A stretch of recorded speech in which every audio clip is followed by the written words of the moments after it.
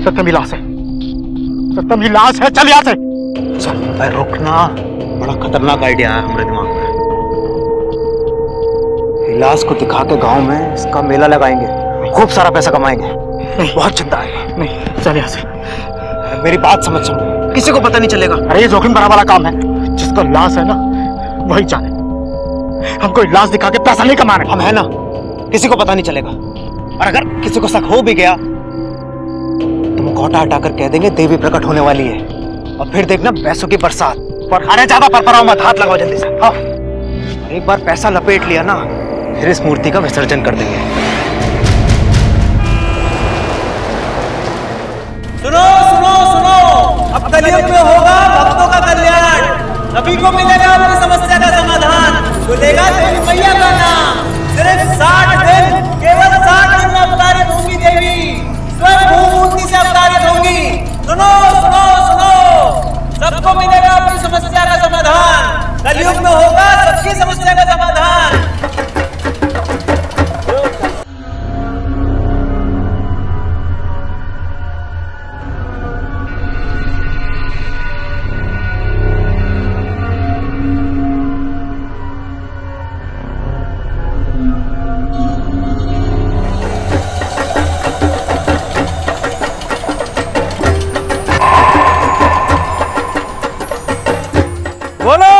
देवी मैया की, देवी मैया की।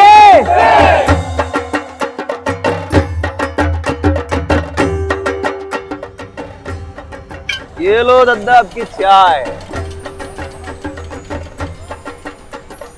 वाह, बहुते बढ़िया चाय है। क्या बोला भैया? हाँ, अब तो पूरे ही भक्त बन गए हो, खूब पुण्य कमा रहे हो। किसी का कल्याण हो या ना हो, इनका तो हो रहा है। खूब नोट छान रहे हैं भैया। नोट तो पता नहीं, पर बदबू जरूर छान रहे।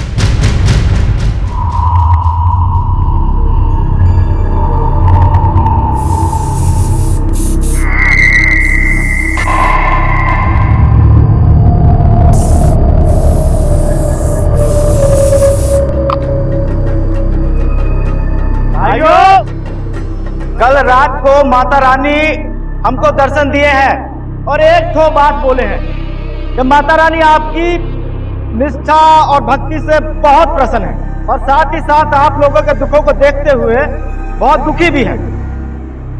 माता रानी बहुत जल्द प्रकट होंगी आपकी दुविधाओं का नाश करने के लिए। तो माता रानी की, माता रानी की। तो भाइयों, अब आप लोग आइए और माता रानी की आरती लगाइए। देखिए, हमने आप लोगों के लिए माता रानी को 1000 के नाटों का माला चढ़ाया है। अब जो मुझसे बन पड़ेगा वो मैं जरूर चढ़ाऊंगा। माता रानी की, माता रानी की। ये हमारे तरफ। ना भाई ना, हम कोई पंडित पुजारी तो है नहीं, हम तो माता रानी के सेवक हैं, और पूरी जिंदगी माता रानी की सेवा में गुजारनी है। आपके चढ़ावे को तो हम हाथ नहीं लगाएंगे। अरे महाराज, काहे पंडित जी को पाप लगा रहे हैं? ये धान पेटी नहीं देख रहे हैं? ये इसमें चढ़ाइए ना। हाँ, जाइए जाइए। अरे आप सब भी आइए, चढ़ावा लगाइए। आइए आइए आइए। माता रानी की, माता रानी की।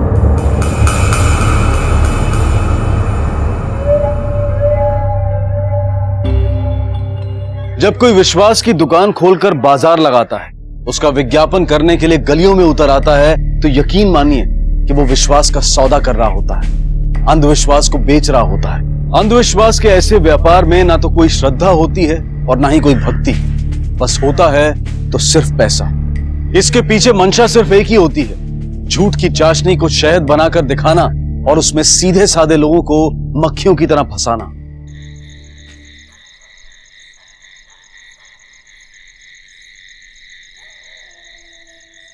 हमको भी हमारा रास्ता चाहिए। ये कौन सा सोना? किस सोने की बात कर रहे हो? रंगनों की बस्ती में किसी की हैसियत है सोना चढ़ाने की? हाँ? साला सोना खुद हड़प जाओगे। बहानेबाजी मत कर, मत बोल मूर्ति हमको मिला था। हाँ मिला था, तो का उखाड़ने लगे तुम? हाँ, आइडिया तो हमरा था ना। तुम तो डर के कट रहे थे, बोले नहीं करते हैं, इसमें तो बड़ा जोखम है। ये देखो, ये हम थे जो दिए ई माल कमा के माला माल होने का आइडिया। ये ब्रेन की कौनो कीमत है कि नहीं? लटखोर, तू जानता नहीं हमको। 2 घंटे में ना तुम्हारा सारा खेल खत्म कर देंगे, बता देंगे पूरी दुनिया को। अरे धमकी मत दो, छोड़ो हमरा कॉलर।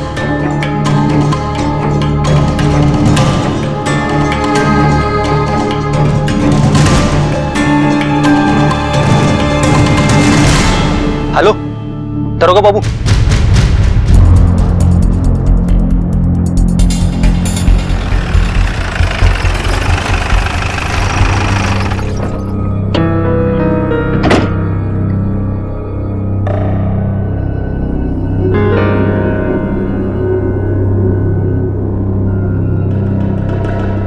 ये सब क्या है गुप्ता?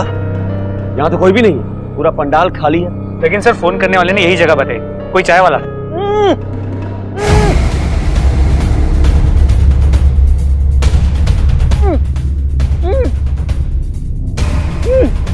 खोलो से। साले ससुरा मिलिएगा हमका, फिर बता देते हैं। मालिक हम बोला, हम ही ने आपको फोन किया था। तुम्हारा ये हाल किसने किया? वो सत्यम और शंभू ने, उन दोनों ने हमको यहाँ फोन करते हुए सुन लिया और मूर्ति लेके भाग गए। मूर्ति लेके भाग गए? पर क्यों? वो तो पता नहीं, लेकिन मालिक मूर्ति में से बहुत बदबू आती थी, शायद इसी वजह से लेके भागे होंगे। मूर्ति में से बदबू आती थी? हाँ। गुप्ता इन दोनों को ढूंढो, और हाँ इस मूर्ति को भी। सर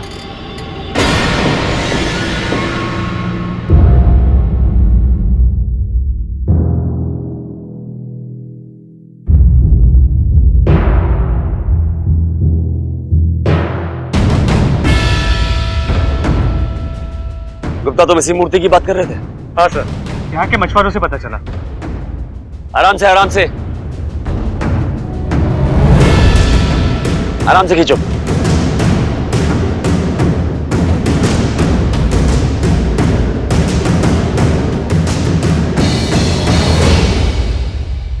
सर इस मूर्ति में से किसी औरत के बाल निकल रहे हैं।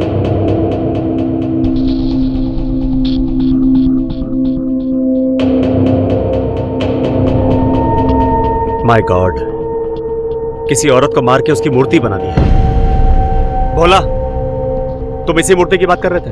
हाँ मालिक, यही तो है देवी माँ की मूर्ति। गुप्ता इसे फॉरेंसिक लैब भेज दो, ध्यान से और बहुत आराम से। सर और हाँ, अब तक आप लोग देवी समझ के जिसकी पूजा कर रहे थे, देवी मैया के, वो देवी भी नहीं है, लाश है, डेड बॉडी। अब जरा सोच के बताइए कि पिछले कुछ दिनों में, पिछले हफ्ते में इस गांव से या इस गांव के आसपास के इलाके से कोई औरत लापता हुई है? अच्छा, इस गांव में और गांव के आसपास के एरिया में मूर्ति कौन बनाता है, यह भी नहीं मालूम? अच्छा भोला, ये सत्यम और शंभू मेला लगाने के अलावा और क्या काम करते हैं? मालिक ये शंभू तो फेरी वाला है, बच्चों का फ्रॉक सब बेचने का काम करता है, और ये सत्यम ब्लॉक में सरकारी कागज बनाने का दलाली करता है। गुप्ता एक काम करो, जिस भी गांव वाले के फोन में सत्यम, शंभू या मूर्ति की फोटो मिले उसे एविडेंस के तौर पे कलेक्ट कर लो। सर कोई सोच भी नहीं सकता था कि कभी किसी देवी की मूर्ति के अंदर लाश मिल सकती है। इस खबर ने लोगों के विश्वास की बुनियाद हिला दी थी, लेकिन कोई ऐसा क्यों करेगा? क्या किसी लाश को ठिकाने लगाने के लिए मूर्ति महज एक जरिया थी, या फिर किसी लावारिस लाश को उठाकर मूर्ति में डाल दिया गया था ताकि देवी के प्रकट होने की बात फैलाकर लोगों से पैसा ऐंठा जा सके? पुलिस के सामने ऐसे कई सवाल थे और वो जुटी थी शंभू और सत्यम की तलाश में। जी जी sir, okay sir, yes. Mishra, ये केस जितना सीधा दिख रहा उतना है नहीं। अपने लाइफ में मैंने बहुत लाशें देखी हैं, लेकिन पीओपी में लाश मिलना मैंने पहली बार देखा। ये केस बहुत पेचीदा और सेंसिटिव है। धर्म के नाम पर लोगों की भावनाओं के साथ खिलवाड़ हुआ है। इससे पहले लोगों का गुस्सा बढ़ के हमें उन्हें पकड़ना होगा। Yes sir. मिश्रा, मुझे तुम्हारी एफिशिएंसी पर पूरा भरोसा है। पूरी ताकत लगा दो कि मुजरिम जल्द से जल्द पकड़े जाएं। सर आप बिल्कुल चिंता न करें, दिन रात एक कर देंगे हम।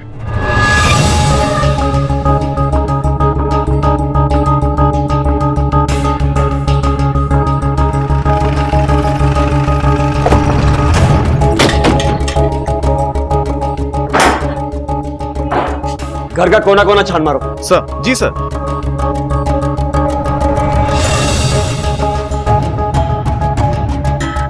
कुछ मिला? नहीं सर।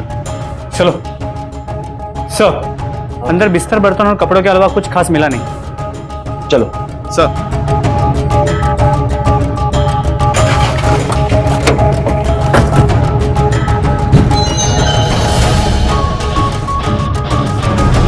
ढूंढो। सर,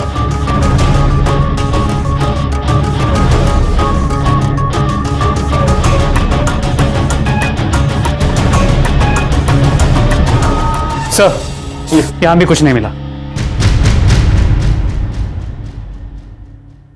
सर, उन दोनों के बारे में कोई ठोस जानकारी नहीं मिल पाई। दोनों के फोटोज को आसपास के सभी पुलिस स्टेशन भेज दिया और सभी खबरियों को भी काम पे लगा। पिछले 2 या 3 महीने में किसी औरत की मिसिंग कंप्लेंट है कि ये भी चेक करने के लिए कहा है। गुड। देखो गुप्ता, इस केस में कोई भी गलती नहीं होनी चाहिए। सर, हो सकता है सत्यम और शंभू ने किसी का मर्डर किया और लाश को ठिकाने लगाने के लिए पीओपी की मूर्ति का रूप दे दिया।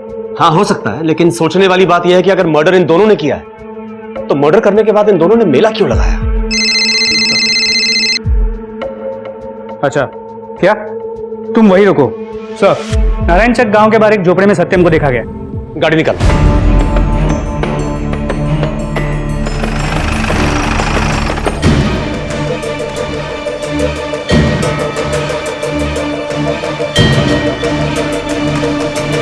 तू यहां बाहर नजर रख। चलो।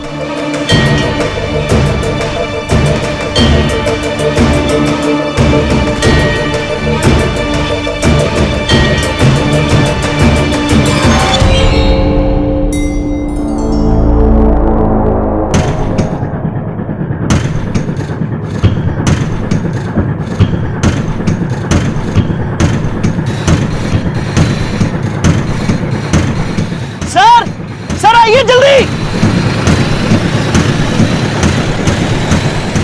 बिल्कुल चुप।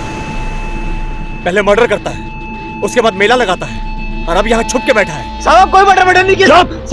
चल तुझे मेला दिखाता हूँ, लेके चलो इसे। चल। साहब, आपको नहीं पता शंभू कहाँ पर है? हमने कोई मर्डर नहीं किया है। आपको तो ये भी नहीं पता था कि वो लाश कहाँ से आई और वो लाश मूर्ति में कैसे पहुंची। तुझे कुछ नहीं मालूम, अभी सब याद आ जाएगा। बोल शंभू कहाँ है? मैं बताता हूँ साहब, वो मूर्ति शंभू को मिली थी साहब। आपको कुछ नहीं पता। शंभू के गांव का पता और उसका फोन नंबर दोनों बता जल्दी। साहब शंभू बनियापुर गांव का है साहब। फोन नंबर क्या उसका? नंबर क्या उसका?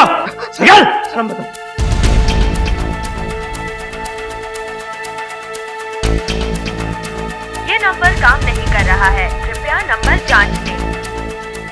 गुप्ता, काम करो, इस शंभू के सारे कॉल रिकॉर्ड बाहर निकालो and most important last location क्या थी पता करो। सर, मैं भी देखता हूं तेरा ये शंभू कब तक बिल में छुप के बैठा रहता है। समझा तू?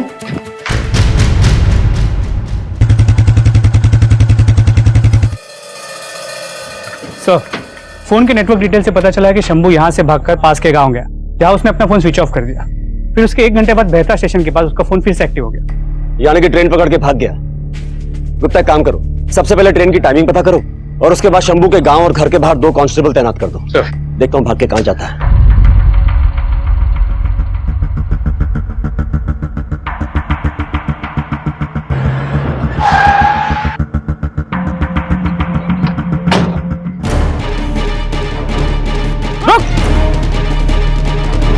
शंभू रुक।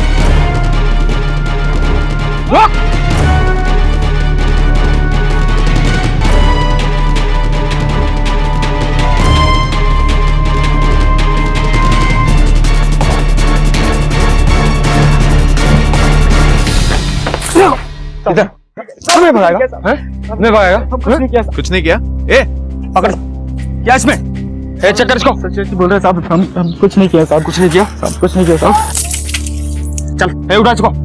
ए, चल। साहब कुछ नहीं किया। साहब कुछ नहीं किया है साहब। आपने किसी को नहीं मारा साहब। किसी को नहीं मारा। तू ऐसे नहीं बोल। कुत्ता बोल। सब बता दे साहब, हम कबूल करते थे साहब। हम मूर्ति का इस्तेमाल करके लोगों के अंधविश्वास का फायदा उठाते थे साहब। सत्यम उस दिन चढ़ावे के बंटवारे में बेईमानी करने लगा था। सब हमारा झगड़ा हो गया, भोला ने सब कुछ देख लिया और बात आप तक पहुंच गई। और इस काम के लिए तुमने किसकी आहुति दी? साहब हमने किसी को नहीं मारा साहब। सब वो आरा का होलसेलर है, वहां से माल लेकर लौट रहे थे। सब ये सत्यम भी कोनो काम से लौट रहा था साहब। सबका सबसे बहुत जोर का लगा था सब। रामपुर के पास हमने बस रुक पाई और सब हम पेशाब करने के लिए उतरे थे सर। अरे यार इतना लंबा सफर, साला अब जाके बस रोका है। सब झाड़ियों के किनारे हमने मूर्ति देखा था। सत्यम, वो क्या है? बहुत सुंदर था साहब।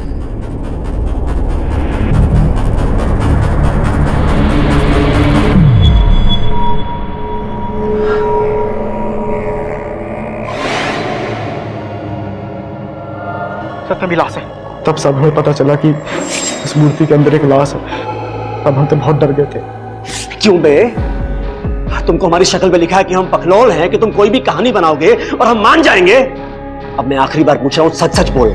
सच बोल वरना यही पुलिस स्टेशन में तेरी मूर्ति बना दूंगा। बोल, तुमने किसको मारा और मार के मूर्ति में डाल दिया? बोल। साहब हम सच्ची सच्ची कह रहे हैं। आपको नहीं मालूम था उसमें किसका लाश है।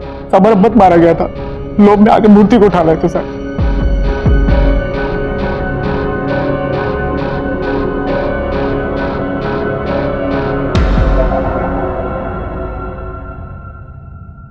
सर, कोई लीड? अब तक तो नहीं सर। हमने सत्यम और शंभू से काफी पूछताछ की, लेकिन अब तक कोई खास इंफॉर्मेशन हाथ नहीं लगी है सर। अगर लाश रामनगर के उस तालाब के पास मिली है तो वो लड़की आसपास के किसी गांव में ही रहती होगी। एक काम करो मिश्रा सर, आसपास के पुलिस स्टेशन में चेक करो कि किसी लेडी की मिसिंग रिपोर्ट आई है क्या। अपने खबरियों को एक्टिवेट करो, एक एक गांव को छान मारो। Sure sir. अगर सत्यम और शंभू सच कह रहे थे तो इसमें हैरानी की कोई बात नहीं थी, क्योंकि आस्था का ऐसा व्यापार सबसे आसान होता है। इसमें इन्वेस्टमेंट जीरो, मेहनत जीरो और रिटर्न्स बहुत हाई होते हैं। इस व्यापार में लोग आकर प्रणाम करते हैं और पैसा देकर चले जाते हैं, और उन पैसों के बदले में उन्हें कुछ देने की भी जरूरत नहीं होती। शायद इसीलिए शंभू और सत्यम ने वो मूर्ति उठाकर मेला लगा लिया था। लेकिन पुलिस की मुश्किलें डबल हो गई थी। उन्हें पता नहीं चल रहा था कि ये लाश किसकी। उनके पास ना तो आइडेंटिफिकेशन का कोई जरिया था और ना ही आगे की कोई लीड। डॉक्टर साहब, क्या पता चला? प्लीज बैठिए बैठिए। जी, मूर्ति से बॉडी किसी औरत की मिली है। एज करीब 30 के आसपास की होगी। उस औरत को पहले किसी ने मारा, फिर पीओपी लगाया है। बॉडी कितनी पुरानी? 2 से 3 हफ्ते पहले मारा गया। और मौत का कारण? उसके सर पे किसी हैवी चीज से वार किया गया है, या फिर उसके सर को बार बार दीवार पे या जमीन पे मारा गया है। उसकी बॉडी से ये सोने की बाली मिली।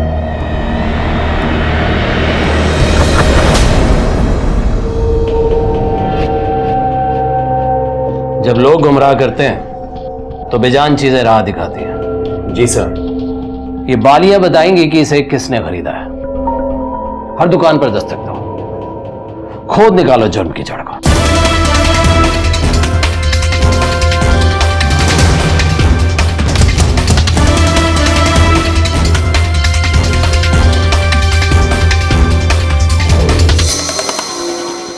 हाँ सर, ये बाली हमारे यहाँ की है।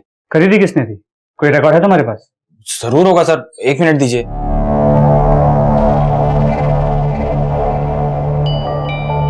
हाँ सर, ये 4 महीने पहले एक ये जगन सिंह नाम के आदमी ने खरीदी है। जगन सिंह, जगन नौटंकी मंडल। ठीक है, तुम वही रुको। सर, खबरी ने बताया कि नौटंकी का मालिक जगन अभी वही है। तारका सुरकावर नाम की किसी नौटंकी की ड्रेस रिहर्सल कर।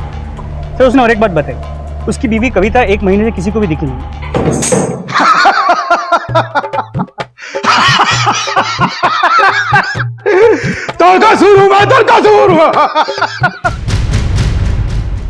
हमें छोड़ दीजिए। तेरा बात तो निश्चित है। पीछे देख, पुलिस। आप तो तेरा बात एकदम निश्चित है। बस बस हो गया तुम्हारा। हम भी यहाँ पे एक असुर को ही ताड़ने आए हैं। जगन कौन है? मैं हूँ साहब। आओ, जरा तुमसे पूछताछ करनी है। आओ।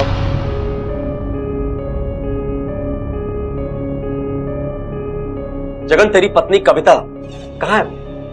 सर, तीरथ पे गई। हम यहाँ तेरी नौटंकी सुनने नहीं आए हैं, सच सुनने आए हैं। तुझे क्या लगा कि तू अपनी ही पत्नी का मर्डर करके हमको नौटंकी दिखाता रहेगा और हमें पता ही नहीं चलेगा? क्या कह रहे हैं सर? कविता का खून? नाटक मत कर। हमने नहीं मारा सर। सर, हमें तो पता ही नहीं उसका कत्ल हो गया। तेरी पत्नी इतने दिनों से गायब है और तूने अब तक उसकी मिसिंग कंप्लेंट ही नहीं लिखवाई। सर, वो मुझको बोल के गई थी तीरथ पर जा रही है। सर, किसी ने बोल दिया कि फोन फट जाता है तो उसने कभी डर के हमारे फोन को हाथ भी नहीं लगाया, कांटेक्ट भी नहीं कर पाए। आप बताइए सर, मेरी क्या गलती है? मुझे कैसे पता होगा कहाँ है, किस हाल में? अच्छा, 15 से 20 मार्च के बीच तू कहाँ था? सर मैं बनारस में था, मौसी के यहाँ पे। उनकी तबीयत बहुत खराब थी। मौसी के पास बनारस में? नंबर निकाल। गुप्ता देखो बात करके। नंबर लगा। ये नंबर काम नहीं कर रहा है, कृपया नंबर जांच लें। नहीं लग रहा है सर। तेरे घर में तेरे किन दोस्तों का आना जाना है, तेरी पत्नी का किसके साथ उठना बैठना मिलना जुलना था, मुझे उन सभी लोगों के नाम और नंबर चाहिए। कुछ औरतें आती थी और मनोज और रितेश आते थे। मनोज और रितेश कौन है? सर मंडली के लड़के। जगन के घर तुम्हारा इतना आना जाना क्यों था? मालिक, जगन दोस्त है हमारा, तो दोस्ती खातिर चाय चूय पीने को जाना आना होता था बस। और ये कविता, ये कैसी औरत थी? साहब बहुत नेक दिल औरत थी और हमारी तो बहन जैसी थी। बहन? जी सर। कविता हमारी एकदम बहन की तरह थी। अच्छा एक तो बात बताओ कि जगन के थिएटर में तुम क्या करते हो? सर हम उसका बैक स्टेज का सारा काम देखते हैं। Backstage? जी। मतलब कि प्रॉपर्टी हुई, मूर्ति हुई, मुखौटा हुआ, ये सब संभालते हो ना? जी सर, और मुखौटा और मूर्ति का काम जगन खुदे देखते हैं। अच्छा तुम लोग तो कलाकार आदमी हो, तो पेंटिंग उंटिंग तो आराम से बना लेते होगे। मेरा मतलब है कि मूर्ति हुआ, मुखौटा, ये सब बनाना तो तुम लोग के बाएं हाथ का खेल होगा। नहीं सर, हम इतना बड़ा कलाकार थोड़े ना है। अच्छा मर्डर उडर तो आराम से कर ही लेते होगे। सर पता नहीं आप क्या जानना चाहते हैं, लेकिन कविता बहन के मौत के साथ हमारा कोनो ताल्लुकात नहीं है। ठीक है जाओ।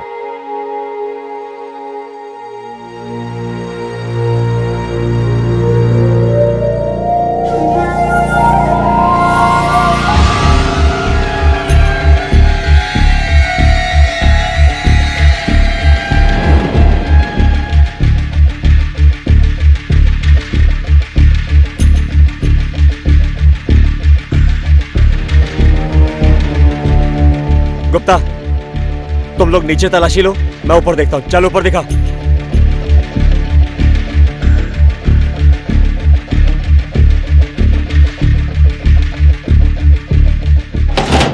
क्या बे, तेरी बीवी का परमानेंटली जाने का प्रोग्राम था क्या? तेरे घर में तेरी बीवी का एक भी कपड़ा नहीं है। सर कुछ दिन पहले से पेस्ट कंट्रोल करवाया था, सारे कपड़ों में बदबू थी, इसीलिए धोबी को दे दिया। तेरा पूरा खेल मेरी समझ में आ रहा है। तेरी बीवी इतने दिनों से गायब है और तूने उसकी मिसिंग कंप्लेंट नहीं लिखवाई। तुम्हारे घर में तुम्हारी बीवी का एक भी कपड़ा नहीं है और तुम कहते हो कि धोबी के पास है। अब अगर मैं धोबी के पास जाऊंगा तो वो मुझे किसी के भी कपड़े दिखा के बोल देगा कि तुम्हारी बीवी के कपड़े हैं, है ना? अबे मर्डर की प्लानिंग बहुत अच्छी की तूने, एकदम तुम्हारी नौटंकी की कहानी की तरह। लेकिन तू एक बात भूल गया जगन, अगर तेरी नौटंकी की कहानी में मुझ जैसा एक कैरेक्टर होता ना तो तू ऐसा गुनाह कभी नहीं कर पाता। पुलिस को जगन का कैरेक्टर शुरू से ही संदेशपद लग रहा था। कोई अपनी पत्नी से 1 महीने तक बिना संपर्क के कैसे रह सकता है? तो क्या जगन झूठ बोल रहा था? और अगर वो झूठ बोल रहा था तो क्या उसी ने अपनी पत्नी कविता का खून किया था? और अगर वो झूठ नहीं बोल रहा था तो जगन और कविता का रिश्ता बड़ा ही विचित्र था। सर सभी से पूछताछ कर ली, कुछ हाथ नहीं लगा, लेकिन ये मनोज और रितेश अचानक से गायब हो गए। दोनों के फोन्स भी स्विच ऑफ है। क्या? एक काम करो गुप्ता, पूरी फोर्स लगा दो, इन दोनों को फटाफट ढूंढो। और हाँ, इन दोनों का नंबर भी सर्वेलेंस पे डाल दो। सर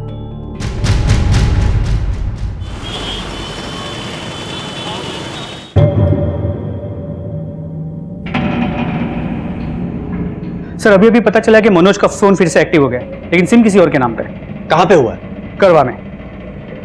गुप्ता एक काम करो, करवा पुलिस को हमारे आने की खबर दे दो और हाँ उनसे कहना कि हमसे कोऑर्डिनेट जरूर करते रहे। सर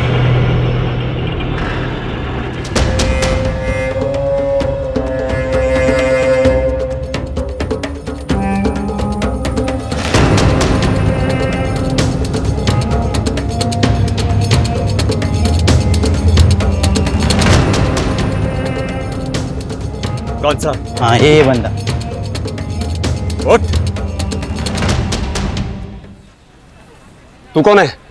जी बोलिए साहब। पक्का यही नंबर ट्रैक हुआ है? हाँ सर ये नंबर। फोन दिखा। ये फोन कहां से मिला तुझे? जी साहब, यहीं के पास के दुकान से सेकंड हैंड में खरीदा है। चल बता कौन सी दुकान से लिया, चल लेके चलो इसे। सर ये एक आदमी बेच के गया था। इस तस्वीर को देखो, क्या इसी आदमी ने बेचा था? हाँ सर यही था। कुछ अंदाजा है कि ये आदमी इस समय कहां मिलेगा? सर उसका तो नहीं पता। तुमको उसके बारे में कोई भी खबर मिलती है सीधा मेरे को फोन करो। जा। जी सर। क्या अपडेट है मिश्रा? सर मनोज का फोन ट्रैक तो कर लिया है, लेकिन मनोज ने फोन किसी और को बेच दिया सर। मिश्रा, आजकल फोन की लत ऐसी है कि दिल धड़कना बंद हो जाए लेकिन फोन बजना बंद नहीं होता। अगर उसने पुराना फोन बेचा है तो जाहिर है नया मोबाइल और सिम कार्ड भी खरीदा होगा। पैसे तो थे उसके पास, क्योंकि उसने कविता की लाश से गहने नहीं निकाले थे। ऐसा करो, 50-60 किलोमीटर के आसपास जितने भी गांव हैं जहां मोबाइल और सिम कार्ड की शॉप है, वहां से सिम कार्ड के नए एप्लीकेशन फॉर्म कलेक्ट करो और एक एक फॉर्म को चेक करो।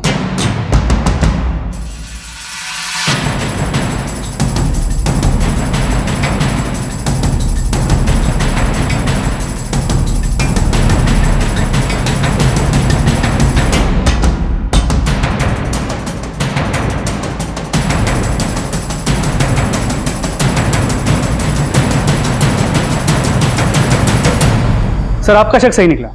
मनोज ने पास ही के कस्बे से नया सेलफोन और सिम कार्ड खरीदा। ये उसकी डिटेल्स है। Very good. कुछ और मिला? हाँ सर, साइबर सेल को मनोज के पुराने फोन में से एक डिलीटेड वीडियो के ट्रेसेस मिले। वो उसे रिकवर करने की पूरी कोशिश कर रहा है। गुड। गुप्ता काम करो, इस मनोज का फोन भी सर्वेलेंस पे डालो। सर। पुलिस मनोज और रितेश को पकड़ने के लिए जमीन आसमान एक कर रही थी, पर क्या यह कोशिश रंग लाएगी?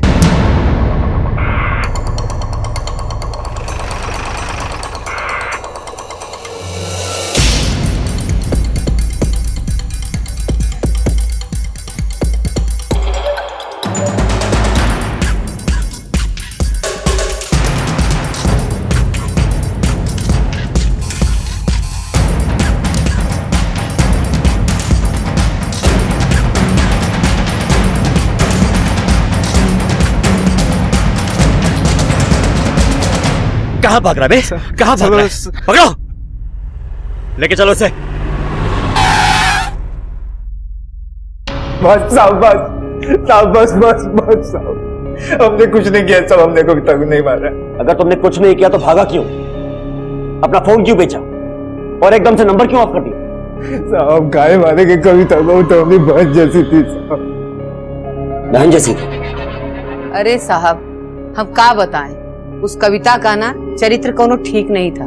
बहुत सारे चक्कर थे उसके, और ये बात उसके पति को भी पता था, पर उसने कभी कुछ नहीं कहा। क्या कविता के गैर मर्दों के साथ संबंध थे? और क्या ये बात जगन को पता थी और उसी ने कविता का खून कर दिया? पुलिस पुख्ता सबूत ढूंढ रही थी।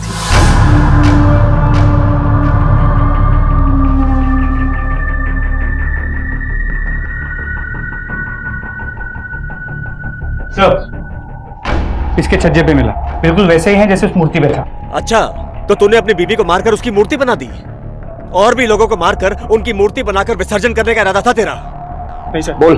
बोल और किसको मारने की प्लानिंग कर रहा था? बोल। सर मैं सच बोल रहा हूँ सर, ऐसे मार्क्स और भी खरीदे मैंने। तुझे क्या लगता है हम क्या झुबरी तलैया से हैं जो हमें बेवकूफ बना रहा है? बोल। मैं सच कह रहा हूँ सर, और भी 2 मास्क रिहर्सल हॉल में रखे हैं सर। रिहर्सल हॉल में रखे हैं? चल दिखा, चल। अरे देखना यार, उस वाले में देख जाके, वो देख नीचे वाले।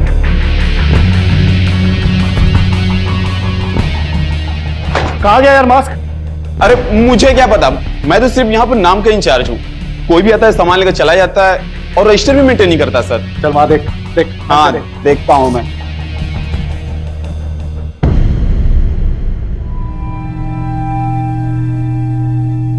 सर एक मास्क मिला है, एक नहीं मिल रहा सर। देवी माँ का कॉस्ट्यूम भी गायब है। हमारे साथ नौटंकी करके हमको बेवकूफ बनाने की कोशिश कर रहा है। गुप्ता, इन दोनों को हवाला लेके चलो। चलो। हमने कुछ नहीं किया सर। अरे यूपी हिले, बलिया हिले, पटना हिले ला। हाँ भैया, कुछ खाए खाएगा? जाओ किचू खाएगा। बहुत गर्मी है भाई।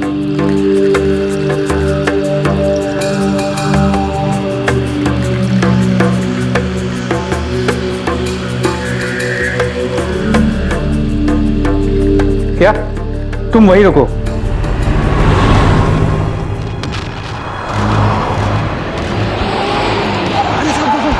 ये रहा।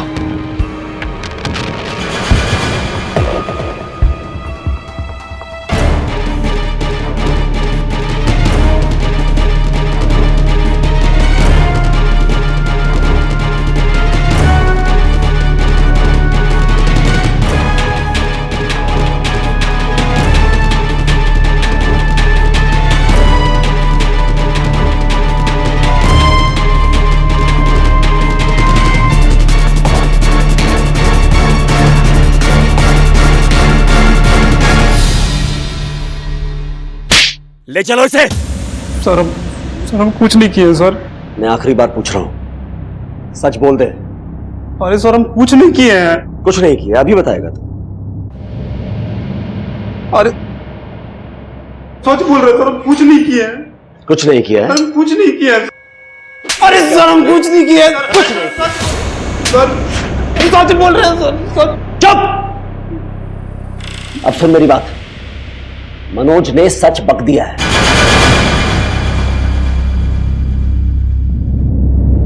अब ये कुछ नहीं किया बंद कर और सच बोल। बोल। सच बोल रहे सर, हम कुछ नहीं किए हैं।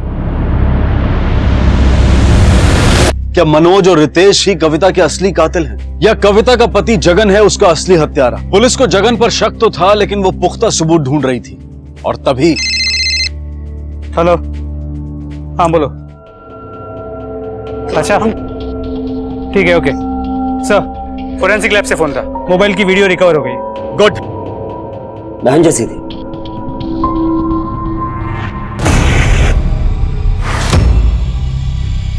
सर ये वीडियो तुम्हारे फोन में कहां से आया? बोल। सब हम कोई कत्ल नहीं किए सब, हम बस रितेश के साथ दिए थे साहब। रितेश का साथ दिया था? क्या साथ दिया? क्या साथ दिया रितेश का तुमने? कविता बहुत खूबसूरत थी साहब, इसीलिए रितेश हमेशा उसके पीछे लगा रहता था। सब पसंद हम भी करते थे, लेकिन हमारी कभी हिम्मत नहीं हुई उसके पास जाने की।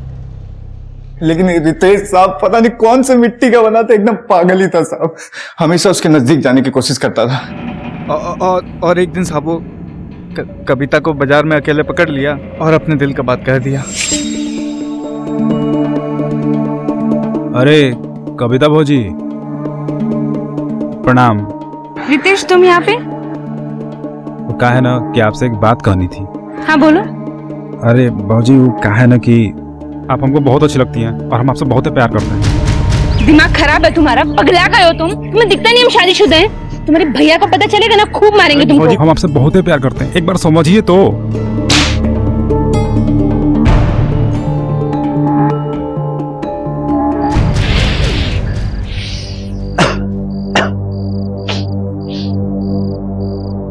अली, ये कविता अपने आप को समझती का है? सबके सामने हमको थप्पड़ मारी है ना, छोड़ेंगे नहीं ससुरी को। अरे दूर रहे मत दे। अरे काहे इतना सोच रहे हो, जाने दो ना। काहे बे, तुमको भी तो हुक्म में बहुत इंटरेस्ट है ना? पागल हो गए क्या? कुछ भी बोल रहे हो तुम तो। अरे राजा झूठ मत बोल। अच्छा सुन, हमारा पास एगो प्लान है जिससे हम दोनों के साथ मजा कर सकते हैं।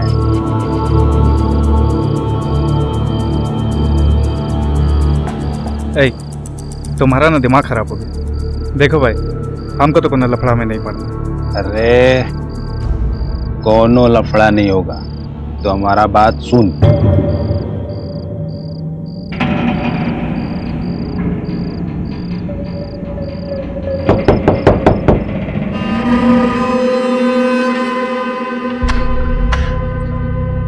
भाभी नमस्ते। तुम दोनों यहाँ पे? वो भाभी हम ना मामा बन गए, तो सबको मिठाई देने जा रहे थे, सोचा आपको भी देते चले। भाभी आप अंदर नहीं बुलाएंगे? आओ ना।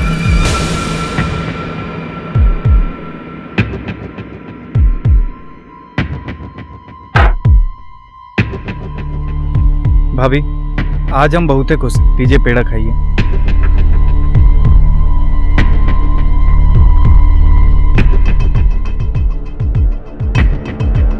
रिहर्सल कैसा चल रहा है तुम्हारा? ठीक ठीक चल रहा है भाभी।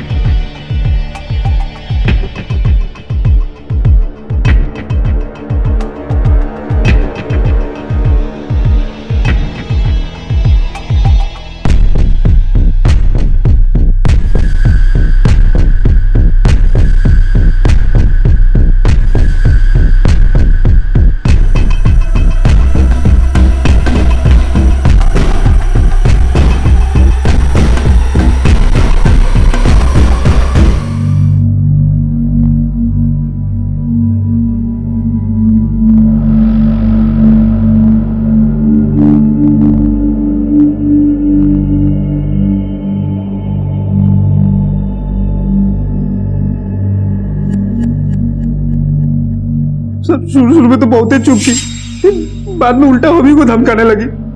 हम डर गए थे सर। फिर एक दिन जगन आउ का मंडली वाले लोग भोपाल जा रहे थे परफॉर्मेंस देने के लिए। फिर हम बीमारी का बहाना लेके वही रुक गए। फिर बाद में हम कविता के लैंडलाइन पे फोन करके उनको रिहर्सल हॉल में बुलाए फुटेज देने के बहाने।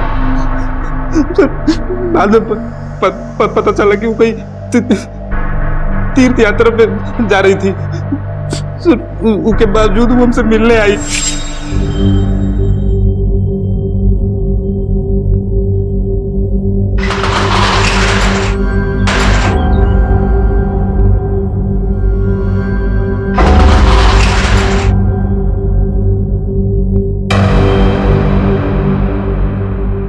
हमको हमारा वीडियो दो। अरे दे देंगे, इतना काहे उकता रही हो? देख रितेश, बहुत हो गया अब। हाँ, हमको हमारा वीडियो दो अभी के अभी, वरना हम पति और पुलिस दोनों को बता देंगे। साली धमकी दे रही है हमको, धमकी दे रही है। अभी तेरा सारा वीडियो ना लेके हर जगह फॉरवर्ड कर देंगे। तुमको जिसको भेजना है ना भेजो। हमारा पति क्या कहता है, दुनिया वाले क्या कहते हैं, हमें कोई फर्क नहीं पड़ता। पर तुझ जैसे नीच को ना तुम्हारी हैसियत ना दिखा के रहेंगे, देखना। अरे अच्छा सुन सुन सुन सुन सुन सुन, ले ले पकड़ अपना वीडियो पकड़, ठीक है? ये वीडियो तो हमको मिल गया है, इसका मतलब ये नहीं कि तुम बच जाओगे। तुम्हें बहुत शौक है ना औरतों की इज्जत के साथ खेलने का। अब तुम्हें हम ऐसी सजा दिलवाएंगे ना कि किसी को मुंह दिखाने के लायक नहीं रहोगे तुम। रितेश, क्या हुआ? तबीयत खराब है का? नहीं। और ये मूर्ति कहाँ से आई है? मूर्ति नहीं है, कविता है। क्या बकवास कर रहे हो? देखेगा। हाँ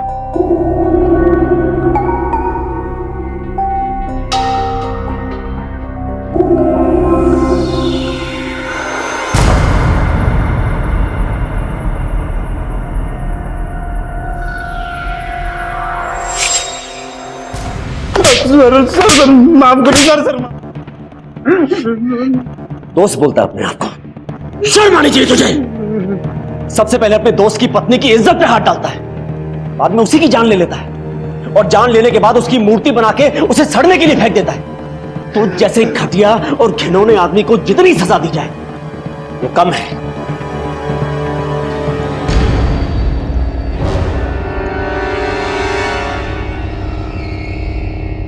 कविता की हत्या के इस मामले ने इस बात की फिर से एक बार पुष्टि कर दी कि हमने अपने समाज में औरतों को खुलकर जीने की, अपनी बात कहने की और अपना दुख दर्द बांटने की आजादी नहीं दी है। अगर मनोज और रितेश कविता को ब्लैकमेल कर रहे थे तो उसने कभी इसके बारे में किसी को कुछ बताया क्यों नहीं? पहले ही दिन से इसके खिलाफ आवाज क्यों नहीं उठाई? इसमें दोष सिर्फ कविता का नहीं, हमारी मानसिकता का है, हमारे नजरिए का है, जो ऐसे किसी भी अपराध का शिकार बनने के बाद औरतों को एक अलग तरीके से नीची नजर से देखता है। क्यों ऐसे अपराध में बदनामी होती है औरतों की? अगर कोई आपका सामान लूट लेता है या आप किसी हिंसा का शिकार होते हैं तब तो आपकी बदनामी नहीं होती, तो फिर ऐसे अपराध में औरतों की बदनामी क्यों? बदनामी का यह डर ही ऐसे हैवानों को ऐसे घिनौने अपराध करने का अवसर देता है। ये बेहद जरूरी है कि हम अपने आसपास के लोगों की मानसिकता, उनका नजरिया, उनकी सोच बदलने की कोशिश करें। इसी विचार के साथ मैं अनूप सोनी अब आपसे विदा लेता हूं। फिर मुलाकात होगी अगले एपिसोड में और खुलासा करेंगे एक और जुर्म का। तब तक अपना और अपने परिवार का ख्याल रखें और देखते रहें क्राइम पेट्रोल डायल 100। सबक एक को सीख हम सबको। जय हिंद।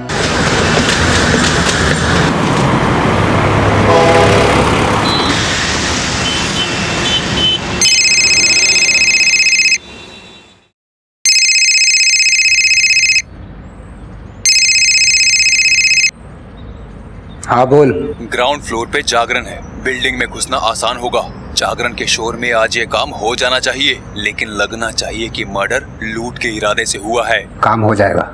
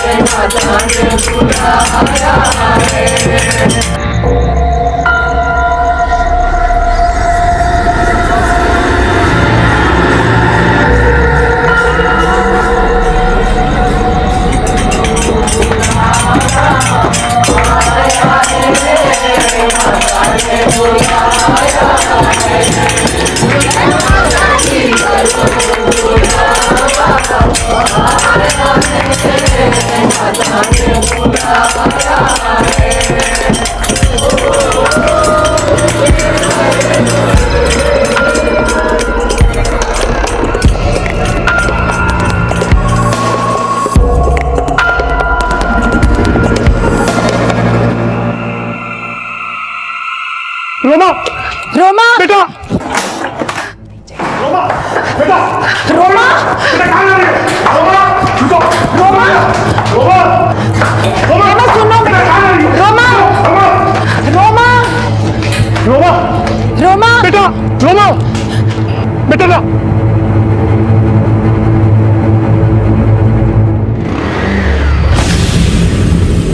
रोमा, रोमा, बेटा, आप लोग रुक जाइए वरना मैं कूद जाऊं। अरे रोमा, ये तू क्या कर रही है? रुक जा रोमा, गलत कर रही है तू। रोमा ऐसा मत कर रोमा, पीछे जा रोमा। रोमा, अगर तुझे कुछ हो गया तो मैं भी जिंदा नहीं रहूंगी। रोमा ऐसा मत कर। रोमा, रोमा रुक जा।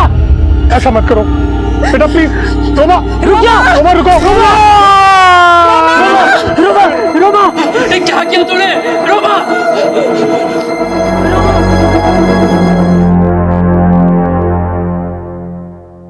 एक तरफ हत्या की साजिश और दूसरी तरफ आत्महत्या का मंजर, और इन दोनों का संबंध मुंबई मलाड में रहने वाले भाटिया परिवार से था।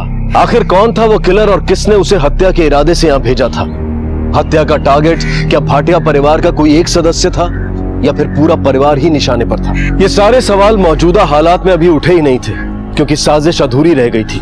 हत्या करने आया शख्स सबकी नजरें चुराकर भाग चुका था, लेकिन आत्महत्या का हादसा सबकी आंखों के सामने था, और वो आंखें इस बदहवासी से हैरान भी थीं और नम भी।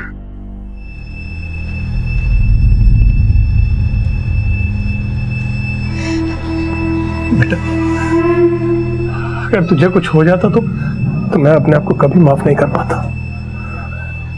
मैं मानता हूं बेटा कि मैंने अपने बच्चों के लिए कभी कुछ नहीं किया, लेकिन आज मैं खुद सबको ये खबर सुनाने वाला था कि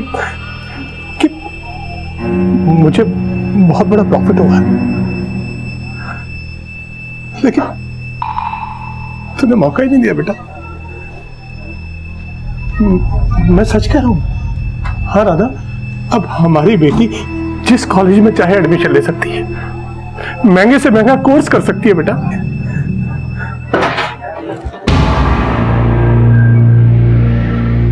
घबराओ मत, हमें बताओ तुम्हें किसने सुसाइड के लिए उकसा? सर, मैंने सुसाइड करने की कोशिश नहीं की, मेरा पैर फिसल गया था।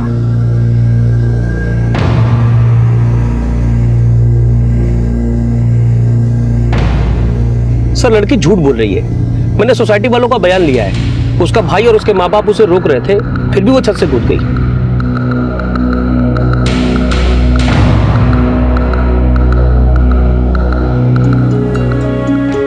पुलिस पूछताछ करने आई थी। पर मैंने बोल दिया कि वो एक्सीडेंट ही था। पर हुआ क्या है जो रोमा? बच्चे अक्सर अपनी जिद में ऐसी गलतियां कर बैठते हैं। वीरेन इम्पोर्टेंट नहीं होता तो मैं जरूर रुकता था, लेकिन तुम मजा कर यार, जलसा करने पाए। थोड़े दिन के लिए फैमिली वालों को बाहर घुमा के ला, बिजनेस मैं संभालूं। मैं चलता हूँ। स्कोर बोल में क्या हुआ? अरे वेदर कैसा माहौली में? बारिश का चांस है? मिस्टर भाटिया जी, प्रताप सरदेसाई ने भेजा है मिस्टर एंड मिसेस भाटिया के लिए। Thank you. Happy anniversary. Attention attention. हाँ, अपने पेरेंट्स की 25th मैरिज एनिवर्सरी के ओकेजन पे मैं और रोमा आपसे कुछ कहना चाहते हैं। रोमा। पापा, मम्मी, happiest anniversary to both of you. And I am really sorry, मैंने आप दोनों का दिल बहुत दुखाया। पापा, I am proud of you. हाँ, एक चीज मैं आपको बता दूं जो आप में से बहुत कम लोगों को पता होगी। मेरे पापा ने बॉलीवुड में भी अपना लक आजमाया है। ये एक्टर बनना चाहते थे, बल्कि इन्होंने तो एक फिल्म भी प्रोड्यूस की थी खुद को लॉन्च करने के लिए, बट अनफॉर्चुनेटली वो फिल्म कभी रिलीज नहीं हुई। पर आज इस मौके पे हमें इनके हुनर का जलवा देखने को मिलेगा, है ना पापा? नहीं बेटा, कम ऑन, एक डायलॉग प्लीज, कम ऑन। अच्छा ठीक है। बाबूमोशाय, जिंदगी और मौत तो ऊपर वाले के हाथ में है, उसे ना आप बदल सकते हैं ना मैं। हम सब तो इस रंगमंच की कठपुतलियां हैं जिसकी डोर ऊपर वाले की उंगलियों में है। कौन कब कहां कैसे उठेगा ये हम सब में से कोई नहीं बता सकता। क्या बात है।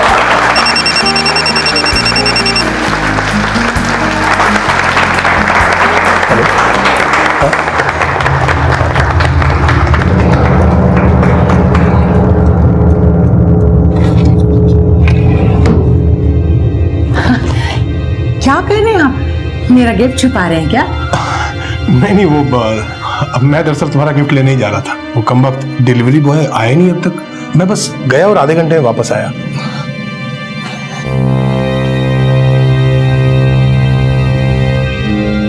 कबाड़ खुली छोड़ना है।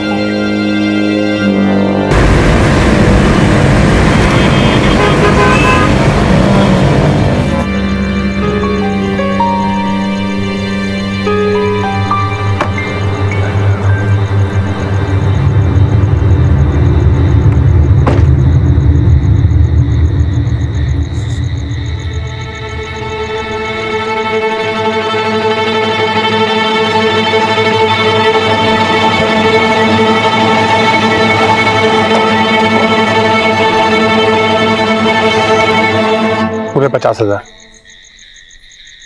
ये क्या कर रहे हो तुम?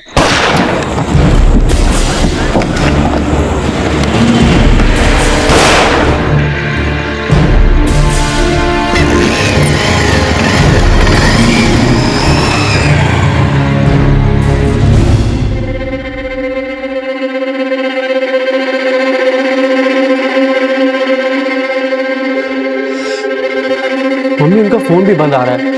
आप मेरे को जाने ही क्यों दिया?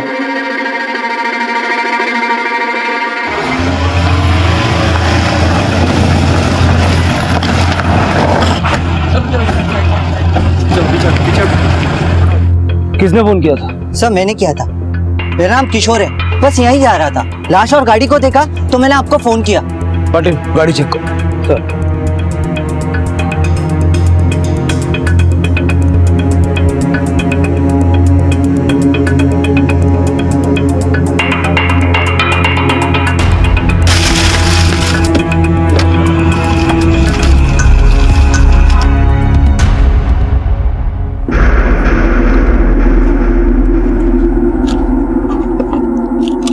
ये क्या कर रही हो तुम?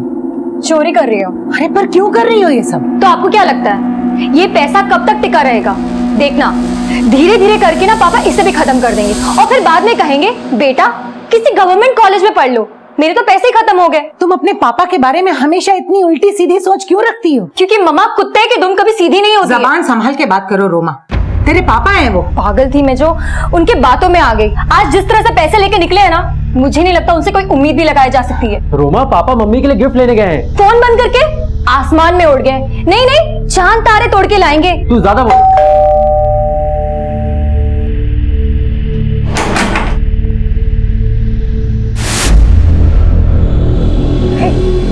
ये नहीं हो सकता। आप झूठ बोल रहे हैं, ये नहीं हो सकता। देखिए, मैं आपकी हालत समझ सकता हूँ, लेकिन मुझे वीरेन के बारे में कुछ बात करनी है। पार्टी छोड़ के गिफ्ट लेने चले गए, पार्टी से पहले याद नहीं आया? जी वो डिलीवरी बॉय आने वाला था, वो नहीं आया तो इसलिए। कहाँ जाने का बोल के निकले थे? ऐसा कुछ भी नहीं बताया। बिजनेस क्या है उनका? Import export. गोरेगांव में ऑफिस है हमारा। उनकी पर्सनल या प्रोफेशनल लाइफ में किसी से कोई लड़ाई झगड़ा, कोई अनबन? ये छुपाइए मत हमसे। पापा की उनके बिजनेस पार्टनर के साथ कुछ अनबन चल रही थी। नाम क्या है बिजनेस पार्टनर का? प्रफुल्ल ठक्कर। अनबन की वजह? पापा पिछले 4 साल से उनके साथ बिजनेस कर रहे थे। पापा को ऐसा लगता था कि वो पैसों का गबन करके अकाउंट्स में झूठी एंट्री डालते हैं। वीरेन भाटिया की हत्या करने वाला किलर वही था जो पहले भी हत्या के इरादे से भाटिया परिवार के फ्लैट में घुसने की कोशिश करना चाहता था, लेकिन वीरेन खुद उसके पास क्यों गया था? इन सवालों में साजिशों के ऐसे चक्रव्यूह छिपे थे जो बहुत जल्द पुलिस के सामने आने वाले थे, और वीरेन की जिंदगी के वो राज भी जो बेहद चौंकाने वाले रहस्यों से भरे थे। हेलो वीरेन भाटिया। आप बोल कौन रहे हैं? वीरेन भाटिया का यार बोल रहा हूं, और उसको बोलना कि फोन बंद करके रखने से कोई फायदा नहीं होगा। घर का पता भी अच्छी तरह से जानता हूं। आप बोल कौन रहे हैं? 10 लाख रुपया लेना है मुझे उससे। आप अपनी फर्म का नाम बताइए, मैं अकाउंट चेक करके। हमारे धंधे में अकाउंट वकाउंट कुछ नहीं होता। कौन दे उसको? आपका नाम क्या है? अमिताभ बच्चन। अब दे वीरेन भाटिया को फोन। पापा इस दुनिया में नहीं रहे।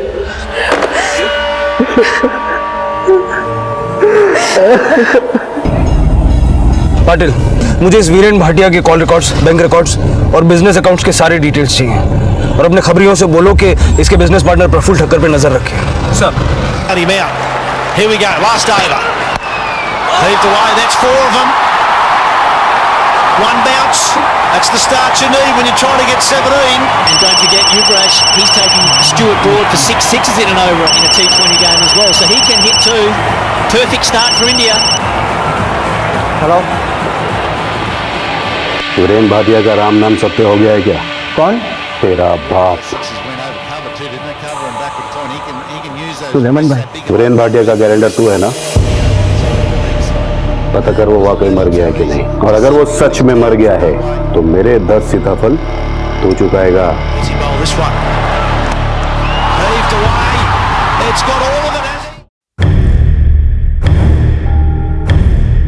सर, ये प्रफुल्ल ठक्कर 4 साल पहले वीरेन को गारमेंट बिजनेस में लेके आया। इससे पहले वीरेन स्टॉक मार्केट में इन्वेस्ट करता था। मैंने वेरीफाई किया सर, दोनों के पास एक्सपोर्ट ऑर्डर की कोई कमी नहीं थी, लेकिन मुनाफा बहुत कम था। हो सकता है वीरेन के बेटे का शक सही हो, प्रफुल्ल वीरेन को चूना लगाता हो। लेकिन सर, ये वीरेन भी कोई दूध का धुला नहीं था। ये देखिए कॉल रिकॉर्ड्स।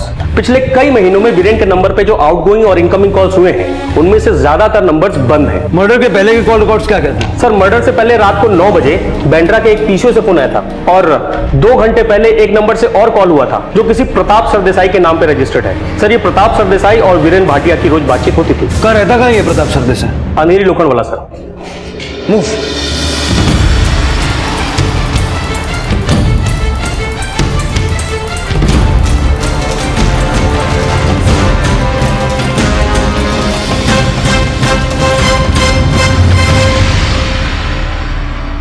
जी, मैं और वीरेन कॉलेज के टाइम के दोस्त थे, लेकिन आप लोगों की आने की वजह? आपको नहीं पता कि शनिवार की रात को वीरेन भाटिया का मर्डर हो गया है? क्या? ये कैसे हो सकता है? शनिवार को आपकी वीरेन के साथ क्या बात हुई थी? शनिवार को तो उसकी मैरिज एनिवर्सरी थी, उसने मुझे इनवाइट किया, तब मैं बिजी था तो मैं जा नहीं पाया। आखिरी बार कब मिले थे उससे? वही मैरिज एनिवर्सरी के 1 हफ्ते पहले। किस सिलसिले में? सब उसे कुछ पैसे उधार चाहिए थे। आपके दोस्त वीरेन के कौन कौन दुश्मन बन गए थे, आप कुछ बता सकते हैं? अब मैं क्या बोलूं साहब, मेरे तो कुछ समझ में नहीं आ रहा साहब। जब समझ में आ जाए तो हमें बता दीजिएगा। प्रफुल्ल ठक्कर के साथ साथ इस पे भी नजर रखो।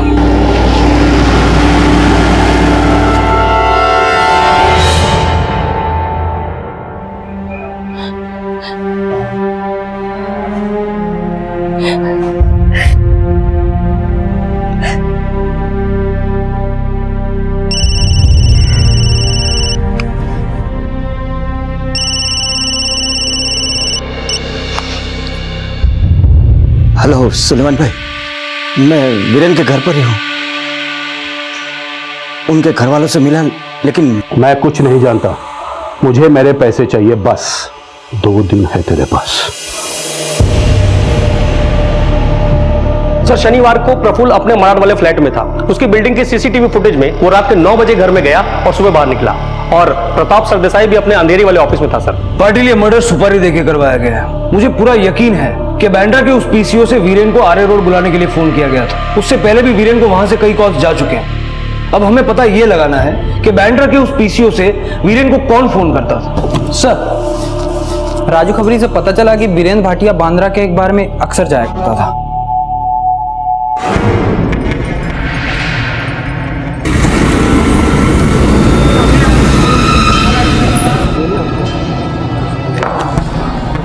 चलो सुनो, इसको पहचानते हो?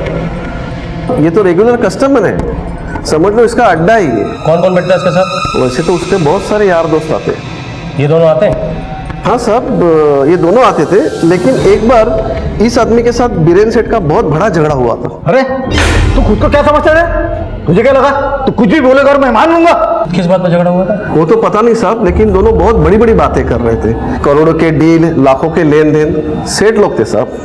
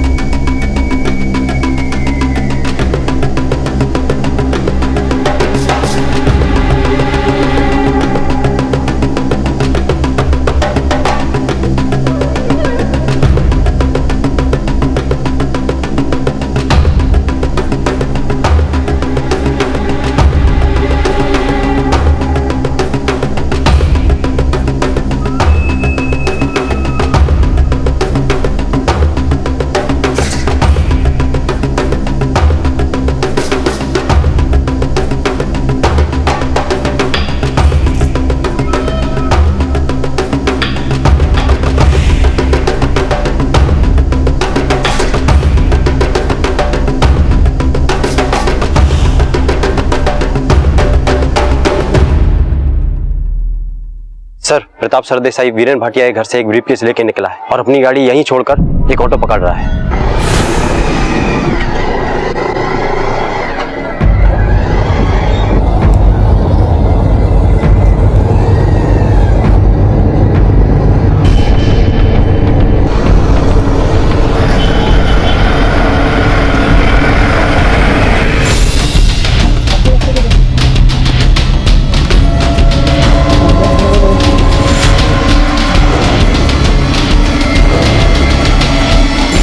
ओवरटेक करो।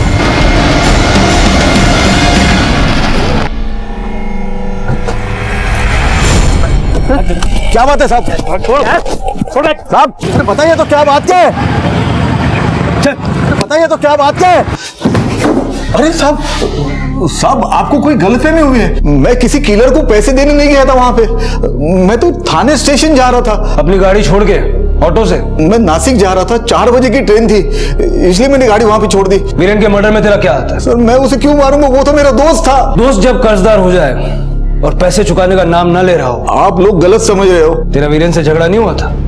सितारा बार, बैंड्रा, कुछ याद आ रहा है? वो तो साहब ऐसे ही। ऐसे ही क्या? किससे मरवाया वीरेन को? मैंने नहीं मरवाया उसे।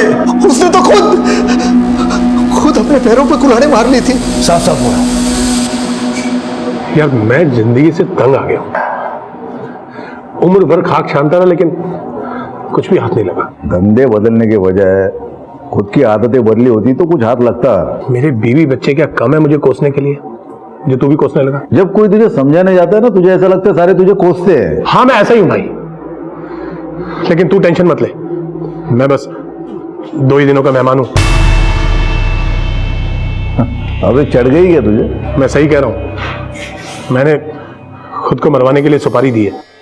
सर, पहले तो मुझे विश्वास ही नहीं हुआ, लेकिन वो सच बोल रहा था सर। खुद को मरवाने की लंबी चौड़ी प्लानिंग कर रखी थी उसने।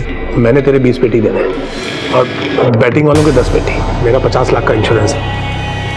मेरे मरने के बाद वो पैसे मेरे परिवार वालों को मिलेंगे और सारा कर्ज चुकाने के बाद 20 पेटी उनके पास बचेंगे। अरे बकवास बंद कर यार, पागल हो गया क्या? हाँ, मैं पागल ही हो गया हूँ, लेकिन अब मुझे कोई नहीं बचा सकता। मैं उस किलर को एडवांस पैसे भिजवा चुका हूँ। अरे तू खुद को क्या समझता है? मुझे क्या लगा तू कुछ भी बोलेगा और मैं मान लूंगा? बैठ तो भाई। छोड़ यार, तेरे जैसों के साथ दोस्ती नहीं रखनी मुझे। बाहर में जा साले। सर मुझे लगा वो मुझसे और पैसे उधार मांगने के लिए नाटक कर रहा है, इमोशनल फूल बना रहा है मुझे। लेकिन सर आपने जब बताया कि उसका मर्डर हो गया तो यकीन हो गया। मैं तो ये पहले क्यों नहीं बताया? उसके मर्डर के बारे में सुन के तो मेरे होश उड़ गए थे। मैंने आज भाभी जी को बताया इस बारे में तो उन्हें भी यकीन नहीं हुआ। ये कैसे हो सकता है भाई साहब?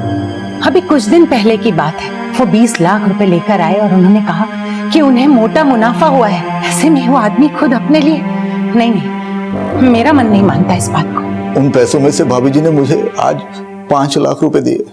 सब में मैं लेना नहीं चाहता था, लेकिन उन्होंने जबरदस्ती की, जोर दिया तो ले लिया साहब। और मुझे ये भी बोला कि धीरे धीरे वो बाकी के पैसे भी दे देगी। प्रताप जी ने मुझे सबके बारे में बताया था, लेकिन मुझे विश्वास नहीं हुआ। वो भला खुद को क्यों मरवाएंगे? आपको क्या लगता है कि प्रताप ने वीरेन की सुपारी दी और अब कहानी बना रहा है? नहीं, वो ऐसा नहीं कर सकते। राधा जी, सच तो ये भी है कि वीरेन की मौत के बाद इंश्योरेंस का 50 लाख रुपया तो आप ही को मिलना था। आप कहना क्या चाह रहे हैं इंस्पेक्टर साहब? मैं ये समझना चाह रहा हूं कि आपके पति को कौन और किस मकसद से मरवा सकता है। वो दुनिया का कर्जदार था, तो क्या उसकी हत्या उसके लेनदारों ने की या उसकी मौत से फायदा उठाने वालों ने? वीरेन की जिंदगी के उलट फेरों की वजह से हम सबने बहुत कुछ सहा।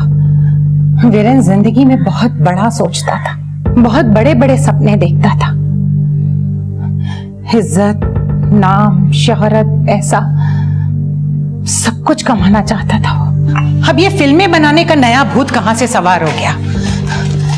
ये बाप दादा की जमीन का पैसा अब क्या फिल्में बना के डुबाना है? मुझे अपनी किस्मत पर पूरा भरोसा है, और एक जोशी ने कहा भी है मेरे अच्छे दिन आने वाले हैं। जिंदगी बदली नहीं, बल्कि और ज्यादा नुकसान हो गया। फिल्म के घाटे के बाद रियल एस्टेट में भी किस्मत आजमाई। ये बड़े बड़े प्लान बनाना आप छोड़ दो। जिन कामों में छोटे मोटे कमीशन मिल जाते हैं उनमें क्यों नहीं संतोष कर लेते? उस छोटे मोटे कमीशन से हमारा पेट नहीं भरने वाला है। देखना, एक दिन मुंबई का सबसे बड़ा बिल्डर बनूंगा मैं। जमीन खरीदने के लिए हमारे पास पैसे नहीं हैं और बिल्डिंग खड़ी करने के सपने देखते हैं। तुम चिंता मत करो, हमारे भी सितारे बदलेंगे, समझी?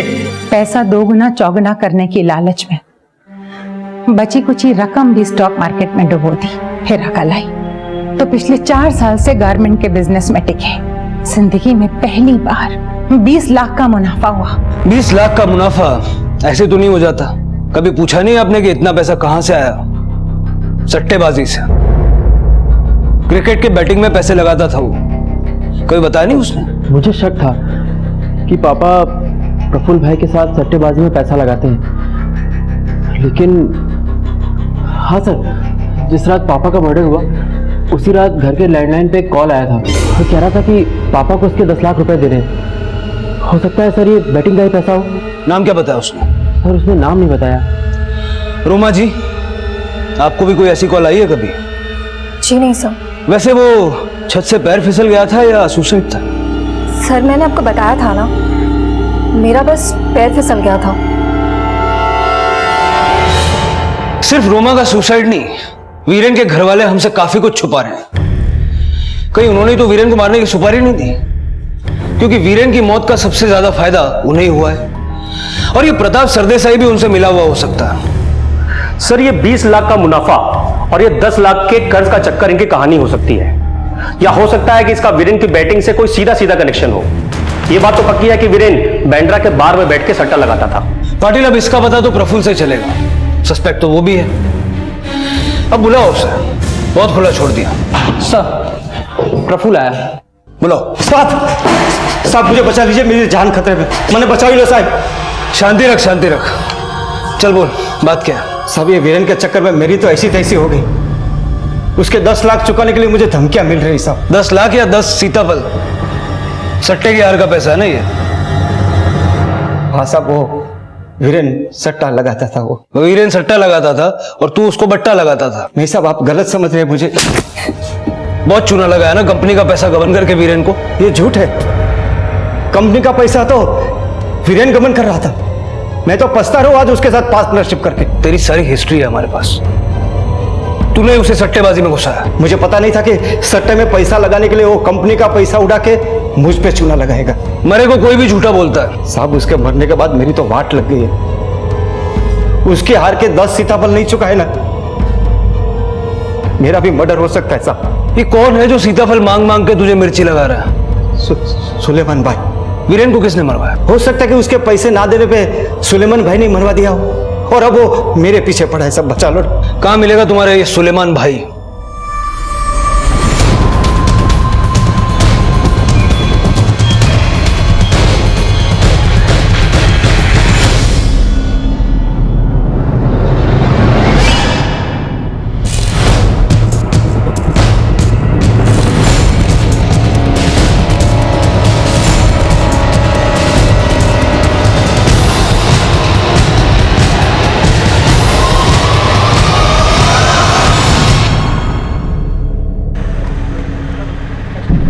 ये लीजिए। क्या है ये? किसने दिया? इन्होंने दिया। अरे सुनो तो।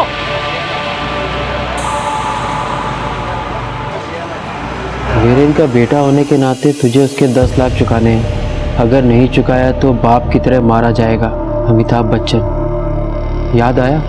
फिर से फोन करूंगा। इस अमिताभ बच्चन का फोन आया तो उसको बोल देना तुम पैसे दोगे। बट सर, बीच में मत बोलो और जो मैं कह रहा हूं वो ध्यान से सुनो।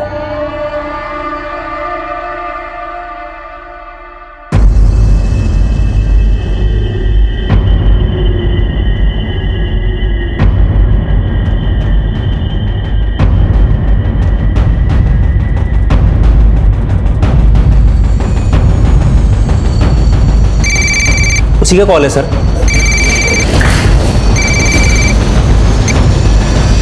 हेलो। पैसों का इंतजाम हो गया, लेकिन कॉल ट्रेस नहीं हो पा रहा है। फोन इतनी जल्दी काट दिया कि लोकेशन का पता ही नहीं चला।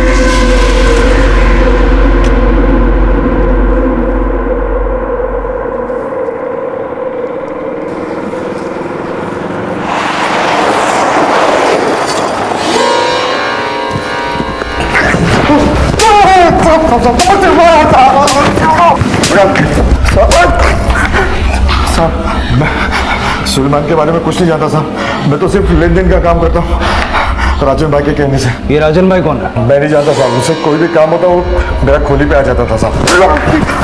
वीरेन के मर्डर में सुलेमान या राजन का क्या हाथ है? साहब मुझे नहीं पता साहब। अब तू बोलेगा तू वीरेन को भी नहीं जानता? मैं वीरेन को मिलता था साहब, उससे बैटिंग का पैसा लेके चले जाता था। लास्ट टाइम में उसे पैसा देने गया था, वो 20 लाख रुपए जीता था साहब।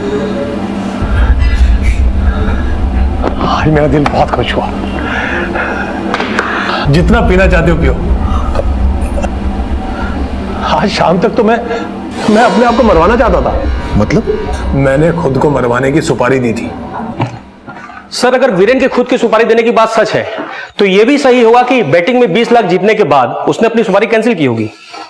तो फिर वीरेन को मरवाया किसने? पाटिल, ये सुलेमान या ये जो कोई भी है, ये जब तक हमारे हाथ नहीं लगता ना तब तक कुछ भी कहना मुश्किल है। एक काम करो, वीरेन की फैमिली का फोन सर्वेलेंस पे डालो। मुझे पूरा भरोसा है कि अपने 10 लाख वसूल करने के लिए वो किसी न किसी से मिलने की कोशिश जरूर करेगा। मम्मी, मुझे एडमिशन मिल गया। अरे वाह बेटा, ये तो बहुत अच्छी बात है। अब तो खुश है ना? मम्मी मैं बहुत बहुत बहुत खुश हूँ। माँ, अब सबसे पहले प्रफुल्ल के साथ पार्टनरशिप खत्म कर दी है। थोड़ा इंतजार करते हैं, हो सकता है कि वो। हेलो।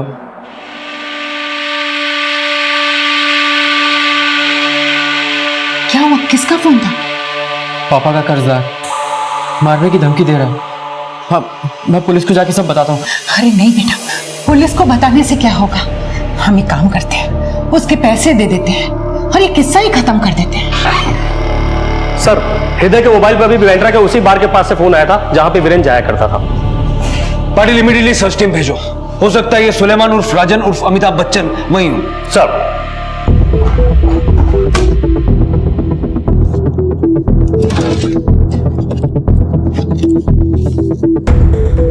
ये ले, संभाल के जाना। हाँ,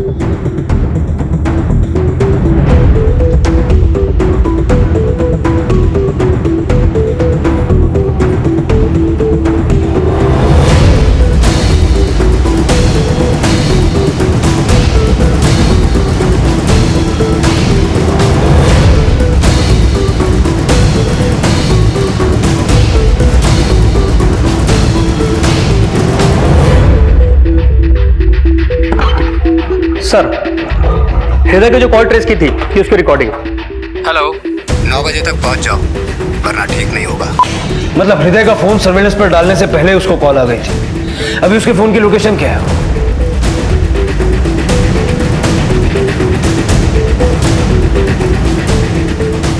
सर, ये तो घर पे बता रहा है। पर 9 तो बजने वाले हैं।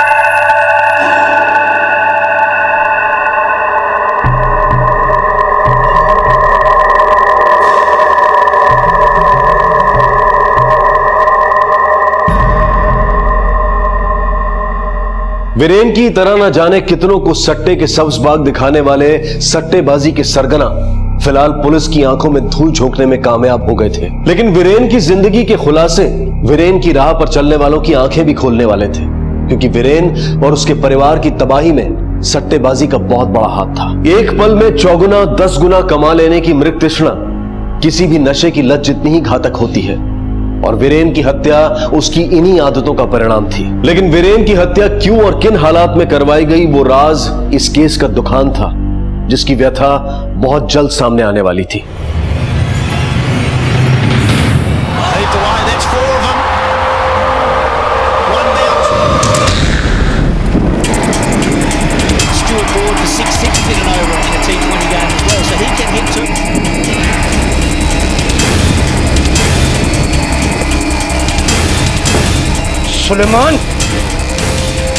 सुलेमान खूब बैटिंग करता है साले।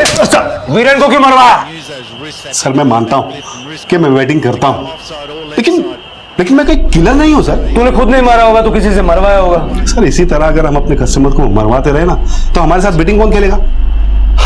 हम लोग धमकी जरूर देते बड़ी बड़ी, ताकि कोई भी कस्टमर हमारा पैसा ना खा सके और हमारे बारे में गलत भी ना सोचे, बस। और जब कोई पैसे दे ही ना तो? सर, मैं अच्छी तरह से जानता था कि वीरेन की हैसियत नहीं है मेरे 10 लाख रुपए लौटाने की, इसीलिए मैंने प्रफुल्ल के जरिए उसे टिप दिलवाई और किस पे सट्टा लगाना है ये बतवाया। और जो 20 लाख रुपए है ना सर, वो मैंने ही उसे जितवाए थे, ताकि उसमें से 10 लाख रुपए जो मेरे थे मैं वो वसूल कर सकूं और उसकी उम्मीद को जिंदा रखूं, ताकि वो खेलना बंद ना करे, बस। इतना करके भी उसने तुम्हारे 10 लाख तो वापस दिए नहीं? आप गलत सोच रहे हैं सर। ना ही मैंने वीरेन को मरवाया है और ना ही मैंने उसे मारा है। वो क्यों मरा, कैसे मरा, किसने मरवाया, मुझे कुछ नहीं पता सर। हाँ, उसके मरने के बाद मैंने उसके बेटे और प्रफुल्ल को फोन जरूर किया ताकि अपने 10 लाख रुपए वसूल कर सकूं, लेकिन जब से आपने मेरे आदमी को पकड़ा मैं वो 10 लाख भी भूल चुका था सर। लेकिन वो 10 लाख तो तूने लिए वीरेन के बेटे से। मैंने सर मार क्यों रहा है? मैं बोल रहा हूं ना आपको। मंगलवार को बांद्रा के सितारा बार से तूने वीरेन के बेटे को फोन किया। ना ही मैंने किसी से पैसे लिए हैं और ना ही मैंने किसी को फोन किया है sir, please believe me.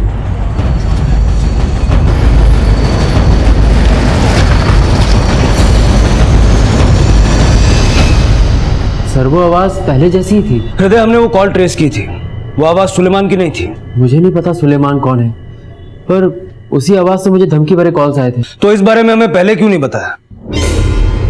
Sir वो मैंने मना किया था।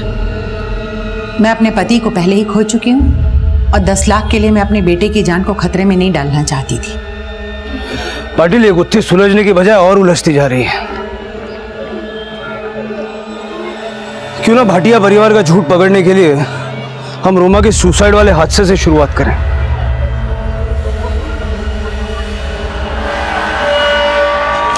सबसे पहले हमें फोन किसने किया था? एक लेडी है सर, यही रहती है ग्राउंड फ्लोर पे। सर ये रहा।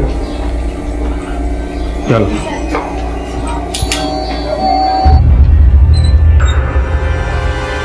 जी आपसे कुछ बात करनी थी। देखिए साहब, हमने कुछ नहीं किया। वो रोमा ने आत्महत्या करने की कोशिश की थी। उसके घर वालों ने कहा था कि पुलिस को कुछ नहीं बताना, इसलिए मैंने उस रात जो कुछ भी हुआ था वो सारा डिटेल में आप हमें बताइए। उस रात मेरे घर में माता रानी का जागरण था। आप उस रात के प्रोग्राम का आपके हैंडीकैम का रिकॉर्डिंग हमें दिखाएंगे? जी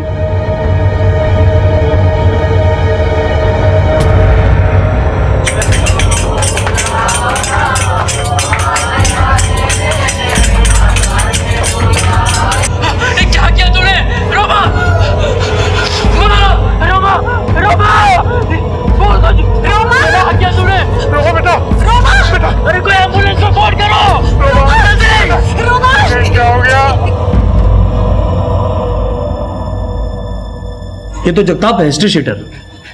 ये यहाँ पे क्या कर रहा है? कहाँ मिलेगा ये जगताप? पास के ही चौल में रहता है सर।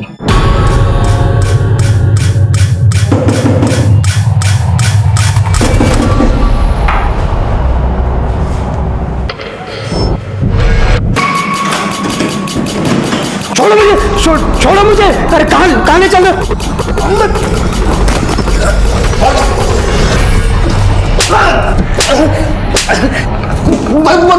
बोलता हूँ सब बोलता हूँ साहब। आप उनको और मत मारो साहब। बोल। अपन उस दिन वीरेन को मारने गया था साहब। उसकी बेटी के सुसाइड कांड की वजह से अपन को उसको बिना मारे लौटना पड़ा। किसके कहने पे गया था वीरेन को मारना? उस एड़ी गोबड़ी ने तो खुद को मरवाने का सुपारी दिया था। अच्छा, मैं तुझे मार दूं तो मेरे को पैसा देगा? बोलो कितना लोगे? 2 लाख। ये 50,000 है। 2 दिन बाद तो मुझे जहां मारना चाहोगे मैं आ जाऊंगा 1.5 लाख लेकर। अगले दिन उसने सुपारी कैंसिल कर दिया साहब। फिर भी तूने उसे टपका दिया? क्योंकि उसके मना करने के बाद भी अपन को उसी के मारने की सुपारी मिली थी। किसने दी थी सुपारी?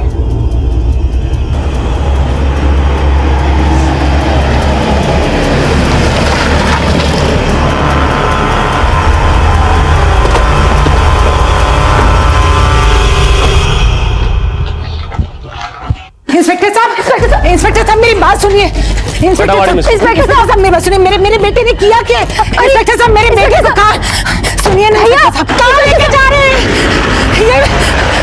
इंस्पेक्टर साहब, हे भगवान।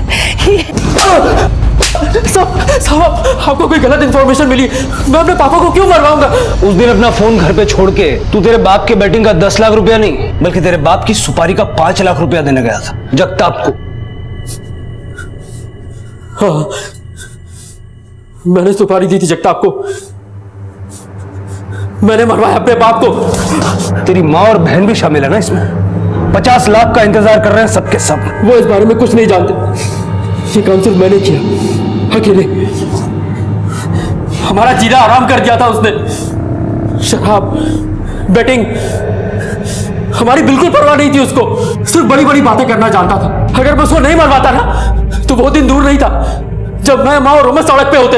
ये प्लान कब बनाया तूने? मैंने कोई प्लान नहीं बनाया था, लेकिन एक दिन मुझे पता लगा कि मेरे बाप ने खुद को मरवाने की सुपारी दी थी। बस उसी दिन उसने मैंने मरवाने का सोचा। जगताप, मुझे अब मरना नहीं है। सुपारी कैंसिल। और हाँ, वो जो एडवांस मैंने तुझे दिया था वो तो रख, लेकिन आज के बाद मुझे फोन मत करना।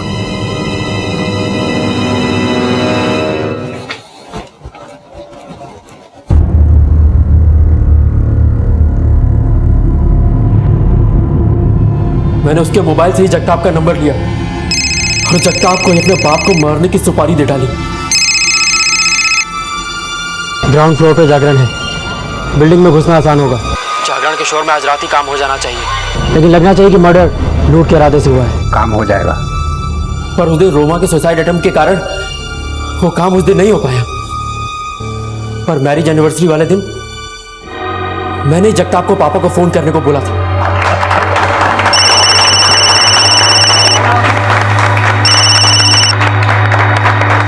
तू तो अब मरना नहीं चाहता है, लेकिन अगर तूने मुझे 50,000 रुपए और नहीं दिए तो मैं तुझे सच में जान से मार दूंगा। जान बचाना चाहता है तो आरे रोड मिल 50,000 के साथ। तुम्हें 50,000। उस दिन जब सुलेमान का धमकी का फोन आया मुझे, तो मैंने सोचा कि क्यों ना पापा के मर्डर का शक इसी पर डाल दूं। और उस दिन जगताप को पापा के मर्डर की सुपारी के पैसे देने के लिए मैंने उससे कहा कि मुझे उसी बांद्रा के बार के पास से फोन करे जहां बैठकर पापा बैटिंग किया करते थे। इस काम के मैंने उसे 1 लाख रुपए एक्स्ट्रा दिए थे। माना कि तेरे बाप की आदतें खराब थी, लेकिन उसको मारने की बजाय अगर तू उसको सुधारने की कोशिश करता ना, तो आज तेरा बाप जिंदा होता, अपने परिवार के साथ होता। क्राइम का मोटिव चाहे कुछ भी हो, क्राइम क्राइम होता है, एंड क्राइम नेवर पेस।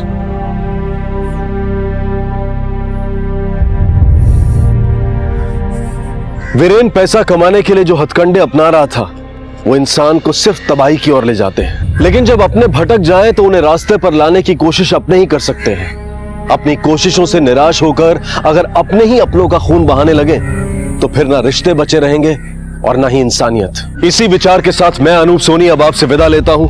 फिर मुलाकात होगी अगले एपिसोड में एक और चौंका देने वाले केस के साथ। तब तक अपना और अपने परिवार का ख्याल रखें और देखते रहें क्राइम पेट्रोल डायल 100। सबक एक को सीख हम सबको। जय हिंद। इस तरह के और भी एपिसोड देखने के लिए हमारे चैनल को सब्सक्राइब करें और बेल आइकन दबाना ना भूलें।